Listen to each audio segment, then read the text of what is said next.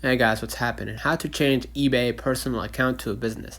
So go ahead to your browser, right, and make sure that you logged in using your account, right? Now, what you're gonna see under the ship right here, you're gonna see watching, purchases, and then selling. Hit selling, right?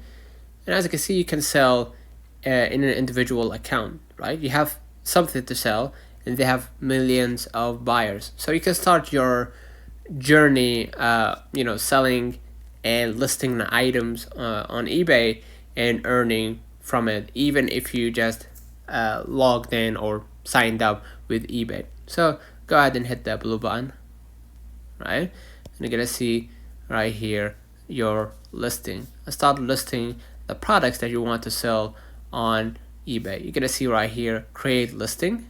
Go ahead and hit it, right? And select the product that you want to share and add the template and start basically listing the items on your market, right?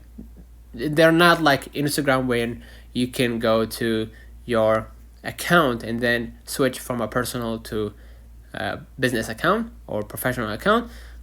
You can do it right away. Like you can start your journey with eBay, listing your items and earning from it.